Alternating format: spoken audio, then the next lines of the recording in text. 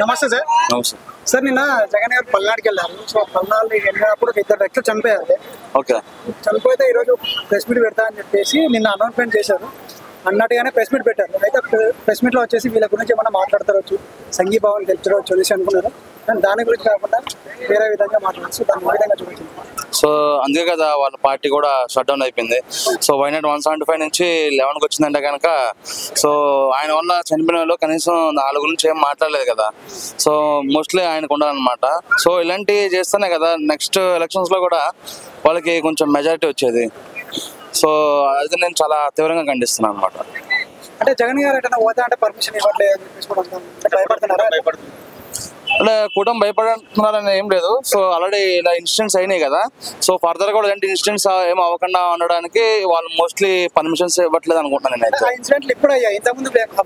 ఇంతకుముందు అవ్వలే, కరెక్టే. ఇంతకుముందు వాళ్ళు పవర్ లో ఉన్నారు, ఇప్పుడైతే వాళ్ళు పవర్ లో లేరు కదా. సో ఇప్పుడు పవర్ లేరు కాబట్టి వీళ్ళ మీద కొంచెం జగన్ మీద జాలి దయతో ఇంకా పబ్లిక్ ఎక్కువ వస్తారు కాబట్టి ఇలాంటి ఇన్సిడెంట్స్ జరుగుతాయని చెప్పి ఇవ్వట్లని చెప్పి అనుకుంటున్నా. And next one more thing వచ్చేసి లాస్ట్ టైం అల్లు అర్జున్ వచ్చినప్పుడు కూడా ఇలా ఇన్సిడెంట్ జరిగింది కదా. సో అది దృష్టి పెట్టుకుని వాళ్ళు పర్మిషన్స్ ఇవ్వడానికి ముందు వెనక ఆలోచిస్తుందని చెప్పి అనుకుంటున్నా. ఏంటి జగన్ గారు వస్తే 100 మంది వస్తారు? నో, జగన్ వస్తే 100 మంది వస్తారని చెప్పట్లేదు నేను. అవును, నో, అసలు ఒక బెటాలియన్ దిగినా కూడా సరిపోదు ఒక విధంగా చెప్పాలంటే. ఎందుకంటే అక్కడ ఉన్నది జగన్ కాదు, గన్ అక్కడ. సో దాని తగ్గట్టే వాళ్ళు పర్మిషన్స్ కూడా ఇవ్వాలి.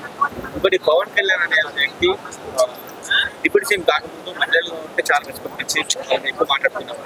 ఇప్పుడు అధికారులు రాగానే ఎక్కువ విషయం జరిగినప్పుడు సైలెంట్ అయిపోయారు, రెస్పాండ్ అవ్వలేదు. ఎట్లా చూడొచ్చు పవన్ కళ్యాణ్ అబ్స్కండ్ అవ్వదు అని చెప్పి అన్నాం కాదు. ఆల్రెడీ కుప్పంలో చంద్రబాబు నాయుడు గారు ఆల్రెడీ దానికి తగ్గట్టు ఒక కమిటీని ఏర్పాటు చేయడం, అలాగే దానికి తగ్గట్టు పనిష్మెంట్ ఇవ్వడం కూడా మనం సోషల్ మీడియాలో డైరెక్ట్ మనం మీడియాలో కూడా చూసుకుంటున్నాం కదా.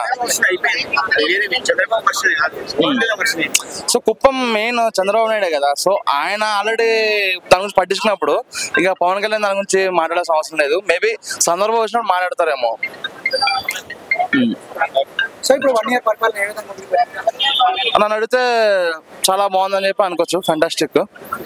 సో ఈ 1 ఇయర్లో కూడా మంచి వర్షాలు గట్రా పడితే కనుక మనం 100కి 100 మార్కులు వేసేసి అని చెప్పి ఉంది. ఎందుకంటే ఒకసారి చంద్రబాబు నాయుడు వస్తే కనుక కొంచెం వర్షాలు పడవ అని ఒక నెగిటివ్ ఇంపాక్ట్ ఉంది కదా. సో వర్షాలు పడితే కనుక మనం 100% మార్క్స్ అయితే ఇవ్వచ్చు. సో మరి ఇప్పుడు వైసీపీ కార్యకర్తలు కానీ చాలా మంది అరెస్ట్ చేస్తున్నారు. సో ఇంతకు ముందు అట్లా జరిగింది, ఇప్పుడు అట్లా జరుగుతుంది. అంటే కక్షపూరిత రాజకీయాలు జరుగుతున్నాయి అనుకోవచ్చు. ఇప్పుడు అఫ్ కోర్స్ ఆల్రెడీ కొంచెం భాగం అయితే ఉంటుంది కదా. సో లాస్ట్ టైం టీడీపీ వాళ్ళని చాలా మంది హింస చేయడం జరిగింది. అలాగే మన స్పీకర్ రఘునందన్ రావు గారు కొట్టడం కూడా జరిగింది కదా స్టేషన్ తీసుకెళ్లి. సో ఎంత కొంత వాళ్ళైతే తీసుకోవాలి కదా. మేబీ రెడ్ బుక్ అనే పేరు పెట్టినప్పుడు దాన్ని అమలుపరచకపోతే దాన్ని రెడ్ బుక్ ఎందుకు అంటారు, దాన్ని వైట్ బుక్ అంటారు. కానీ అంటే ఇప్పుడు జగన్ గారు కూడా అంటున్నారు మనం కూడా బ్లూ బుక్ చేద్దాం, సముద్రాలు దాటినా కానీ వాళ్ళని ఏకొచ్చి మరి 7 సముద్రాలు దాటినా కూడా వాళ్ళని శిక్షిద్దామని మన ఇక్కడ జగన్ గారు కూడా చెప్తారు. కరెక్టే, బట్ రెడ్ కొన్నంత పవర్ బ్లూకి ఉండాలి కదా. రెడ్ అంటేనే మనకు తెలుసు కదా, రెడ్ బ్లడ్ అంటారు కదా. సో రెడ్ బ్లూవే. సో బ్లూ కానీ సీన్ లేదని చెప్పి నేను అనుకుంటున్నాను. నేను ఏదైనా ఒకటే బుక్ అది రెడ్ బుక్ అని నేను అనుకుంటున్నాను అయితే. ఏది ఇక అన్ని అన్స్టాపబుల్ అనే చెప్పచ్చు ఒక వర్డ్లో చెప్పాలంటే కనుక. సో ఆల్రెడీ ఇంతకుముందు ఒక డైలాగ్ కూడా మనకు తెలుసు, కొట్టారు తీసుకున్నాము, ఈసారి మా టైం వస్తుంది మేము కొడతాం అన్నారు కదా.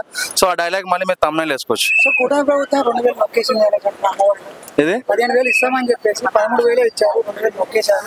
అంటే మేబీ జిఎస్టీ అయినా ఉంటాయి కదా. సో ఆ టాక్సెస్ కట్టే ఉండొచ్చు అని చెప్పనుకుంటున్నాను.